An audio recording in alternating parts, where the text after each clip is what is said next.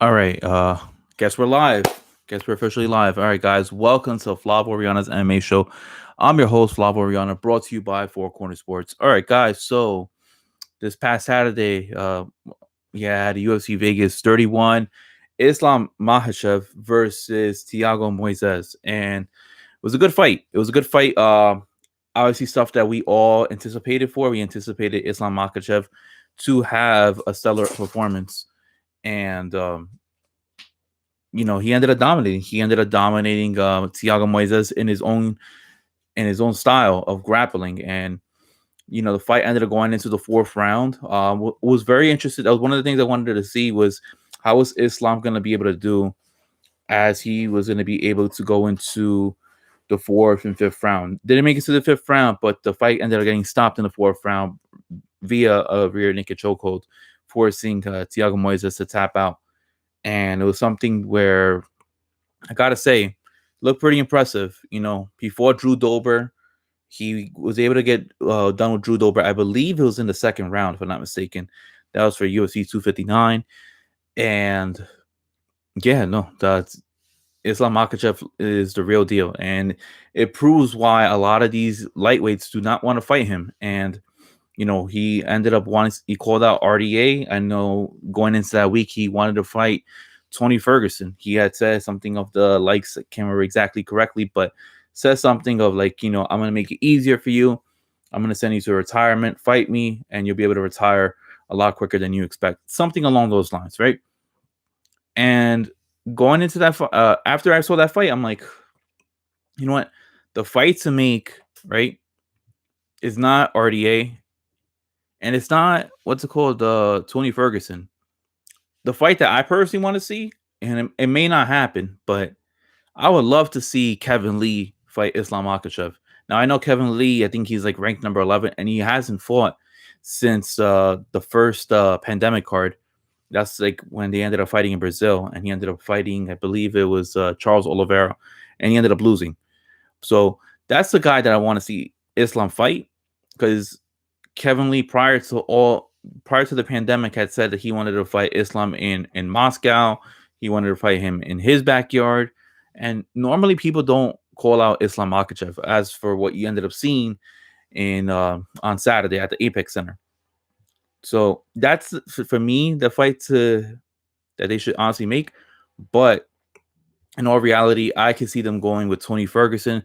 I could see them going with Dan Hooker. I know that Dan Hooker and Islam Makhachev were at one point gonna have a fight, but you know, um, the timing wasn't there. But I wouldn't mind seeing RDA. I know they were supposed to fight at one point. They had a scheduled bout, and I believe it was one of them ended up pulling out because of an injury or COVID or something along those lines. I believe it was Islam, and that allowed, I guess, RDA to fight Paul Felder. I mean, so what RDA did to Paul Felder on short notice, but that's the fight to make. I think Islam within a year and a half, possibly 2 years, because I can't imagine that Dana White, Sean Shelby, and the UFC are going to allow these lightweights to constantly keep on ducking him. Eventually, he's going to have to fight somebody inside the top 5, inside the top 3, and then fight for a title. As of right now, currently the champ is Charles Oliveira for the lightweight division. I know Dustin Poirier is expected to fight later on this year. Charles Oliveira. I can see Islam, squeezing in. The only person I don't see him fighting is probably Beneil Dariush, just because they're under the same management. But guys, yeah, this somebody that I'm very interested in wanting to see fight is Islam versus Kevin Lee. Give me Islam versus Tony. Give me Islam versus RDA. I think those are the only possible fights that honestly can happen as it is this very moment. In the co-main event, we ended up having Miesha Tate versus Marion Renault.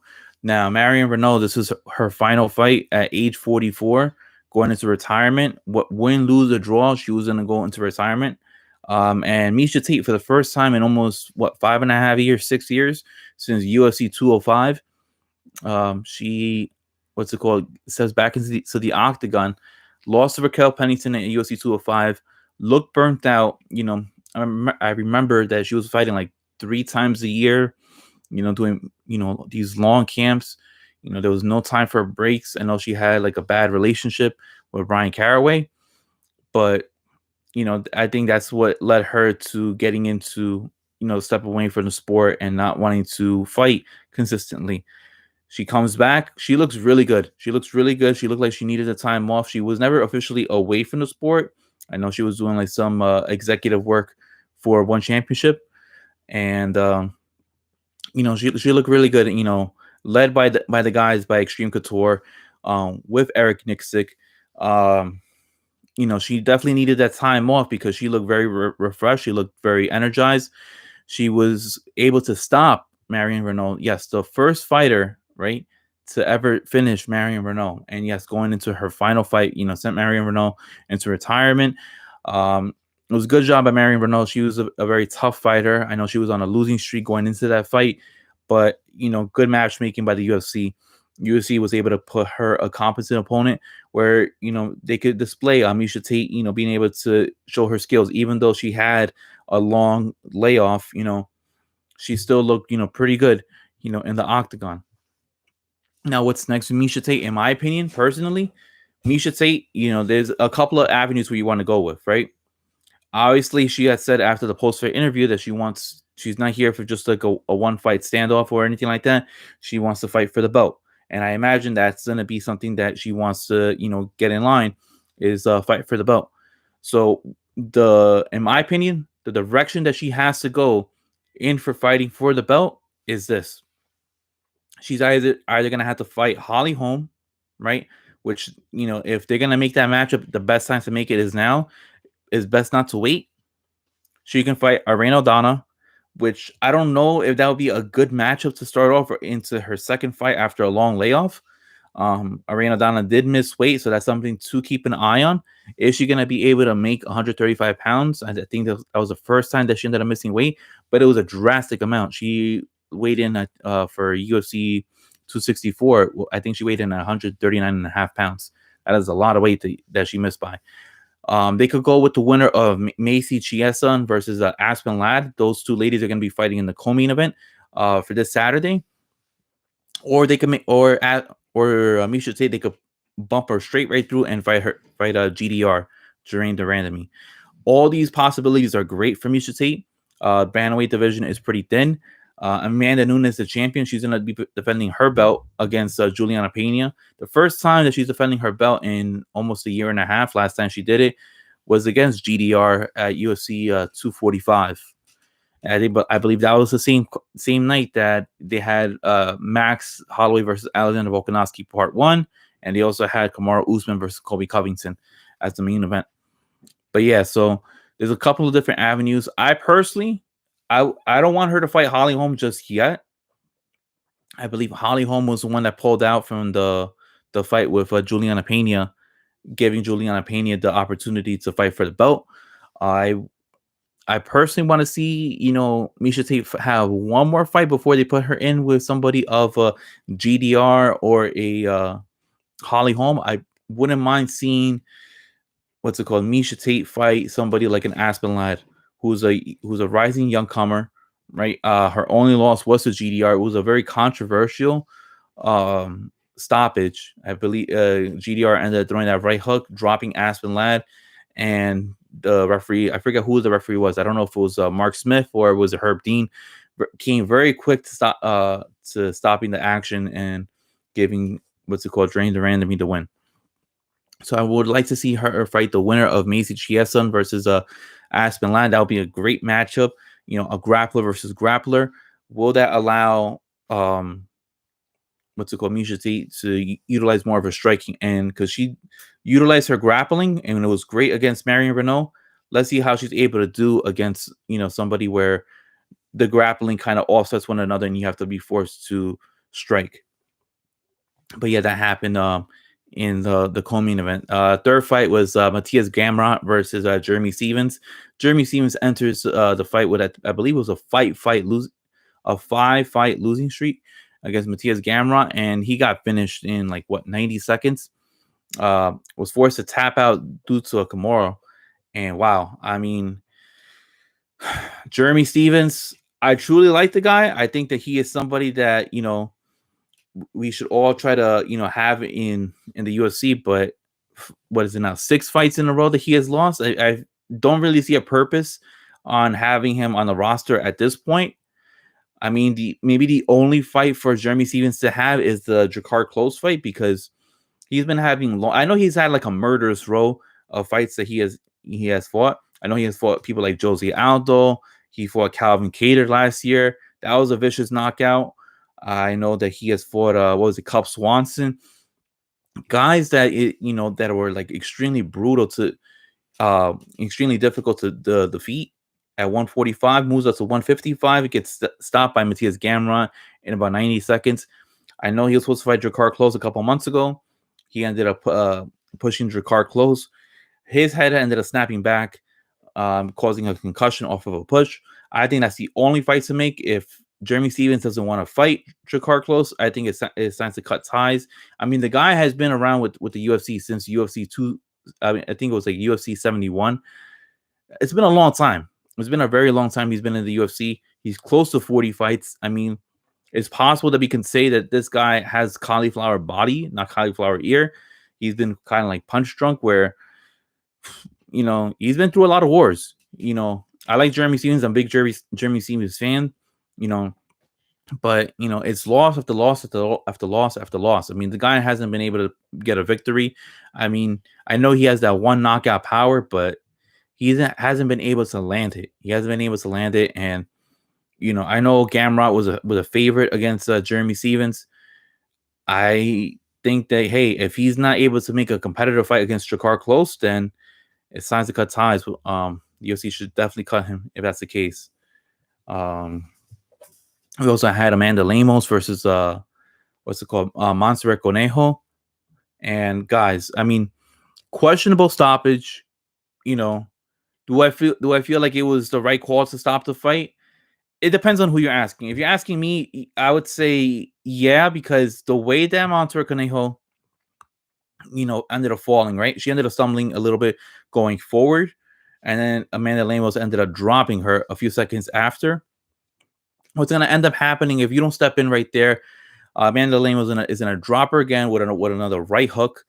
Montserrat Conejo, from what I've seen in her last fight when she ended up fighting Cheyenne Bays, didn't know how to utilize her striking. It was very ground oriented. It was just trying to grind you out, throughout the rounds. And, Lemos just, caught her very flush very quickly into that first round. And that was very alarming for, even if you're a referee, you're looking in and like, damn, what's it called? Conejo is being dropped to the floor, rolling around, trying to cover herself. But it was a good stoppage in my opinion. I would have stopped it, as well. But Amanda Lemos, excellent fighter. I want to see her fight, somebody like a Michelle Waterson who's going to be able to bring you the fight. Lemos, believe her debut was UFC 259, if I'm not mistaken, UFC 260. It was only a couple months ago, something like that. And she looked, fantastic. You put her with Montserrat Conejo. Okay, great. She drops Montserrat Conejo. Conejo was not a favorite whatsoever. I believe she was like minus 300. I'm sorry, plus 300 or something around that ballpark. And, Lemos just showed that there's levels to this type of stuff. I think perfect matchup for Lemos is somebody like a Michelle Waterson, somebody like a Claudia Gadelha, who hasn't fought in quite some time. I don't remember who was her last fight. I believe her last fight was against was it Angela Hill? I know that questionable, that controversial decision, because Gadelha was clearly losing that fight, and she got the victory over Angela Hill. I mean, I wouldn't mind that. Gadelha, former champion, former title contender. If Lemos is able to get past her, then hey, it shows that she is a true contender at the strawweight division, and then she could climb up the rankings, fight somebody like a Mackenzie Dern, a Marina Rodriguez, and then after that, if she's able to get past them, then you could fight your Joanna Jędrzejczyks, your Carlos Esparza's, your Wei Li Zhangs, and all those type of women at 115. So yeah, I mean, if Lemos was at 125 pounds. It'd be an easier jump to, squeeze right through the division because of how, decimated the division is because of Valentina Shevchenko. No knock on her by any means necessary, but Valentina Shevchenko has dominated that division, defeating Caitlin Chukagian, Jessica Ai, Jennifer Maya, Jessica Andrade. Um, I think it was like Liz Carmouche that she ended up defeating too, who I believe is no longer with the UFC. So yeah, she, phenomenal stuff at 125 that Valentina has done. And we also had a Gabriel Benitez versus Billy Quarantilla, Billy Q. Great fight. That ended up winning fight of the night. I just felt that Benitez needed to, cover up that eye a little bit more because that eye was swollen, almost swollen shut. And what made me laugh at one point was when the doctor ended up asking him, "Does he have a headache?" Well, what do you really expect Benitez to answer with? No, I don't have a headache. I mean, of course he does. I mean, the guy's getting punched in the face, getting beaten down, bloody, battered by Billy Q. Phenomenal stuff by Billy Q. I think Billy Q has a good potential of being somebody of a top 15, maybe like a top 12 fighter. Don't see somebody like him, contending for a title. But he's one of those, very a decently good to potentially very good fighter. Gabriel Benitez just, didn't have much of a chance after getting dropped early in that first round, and then after that, it ended up spiraling down. But congratulations to both of them. They ended up getting $50,000, both fighters. And yeah, that covers everything I wanted to talk about for UFC Vegas 31. Overall, the card, I had to say, was B minus. It didn't have all the names that you want to see in a card like this. I mean, it would have been obviously an A if you would have had the original main event, Yair Rodriguez versus Max Holloway. That didn't happen. Question is, I don't know if they're going to reschedule that fight just because we have an official date for the featherweight division, the featherweight title. It's going to be at UFC 266 in Vegas, where it's going to be the main event, Volkanovski versus Ortega. If I'm Holloway, I'm not taking another fight to make sure that I'm in line to fight the winner of that matchup. But yeah, so that kind of sucks for Yair Rodriguez. That means Yair Rodriguez might have to fight back. It might have to fight somebody along the lines of, I don't know. I mean, I doubt Zabit is going to be able to come back. He might have to fight somebody like the Korean Zombie, who ended up having a spectacular victory over Dan Ige. So that type of stuff. But going into next week's card, we have the return of TJ Dillashaw.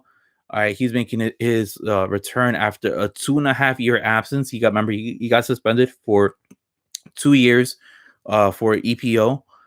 He is fighting his former training partner, Corey Sandhagen. Now, this guy's, I'm very excited about this card because you have them co-main event, Aspen Ladd versus Mason Chiesa. You have Kyler Phillips versus Raulian Paiva, if I'm mispronouncing his name. You also have the people's main event, Adrian Yanez versus Randy Costa. You also have Chris Dawkins. He's fighting too. I forgot exactly his guy. I gotta double check right now. Give me 1 second. Yeah, no, I'm very excited about this card. Yeah, Kyle Phillips versus Raulian Paiva, Darren Elkins versus Derek Minner. I don't understand how that's on the main card over Adrian Yanez versus Randy Costa. Miranda Maverick versus Macy Barber. If you guys know me, I'm a huge Macy Barber fan, but this isn't a show. Is she gonna be a potential top 15 fighter, top 10 fighter? If Macy Barber is able to get through Miranda Maverick, then yeah, it solidifies that yeah, she's a top 10 fighter at the 125-pound division. If not, then the hype was all, for what? Because Miranda Maverick is a monster at 125. I don't see her being a huge player at 125 for a long period of time because she is young. She's able to cut down the weight, but as she gets older, I can see her having to move out to 135 because, she cuts a lot of weight to go down to 125. You have Mickey Gall versus Jordan Williams. Don't understand how this is not on the prelims and they put this on the main card over Yanez versus Costa. Very disappointed about that. You have Punle Soriano versus Brendan Allen. That is a banger of a fight, guys. That might possibly win fight of the night if it's not Dillashaw versus Sandhagen, or if it's not Yanez versus Costa. Yeah, we have Dawkins versus Abubakar Aminov. I'm sorry if I'm butchering his name. You also have Ian Heinisch, the Hurricane Ian Heinisch fighting versus Nasruddin Aminov. That is a good fight right there. We also have Andre Ewell versus Julio Arce. Great fight. And then we have Hannah Golding versus Diana Belbita and Soraya Eubanks versus Elise Reed. Good fights on there. I believe we're having 1, 2, 3, 4, 5, 6, 7, 8, 9, 10, 11, 12. 12 fights for next week's cards. Hopefully there's no pullouts. There's nobody that gets, that has to withdraw from the fight or any means necessary. Please, no, I hope nobody gets COVID. I mean, it is a stacked card. I mean, all they're missing to make this like a pay-per-view card is just to put one title fight, and bam, you have a great card for a potential pay-per-view. I haven't been this excited for a fight night card since December when they ended up having that last card when they were supposed to have Hamza Shamaev fight against Leon Edwards. But yeah, guys, wow.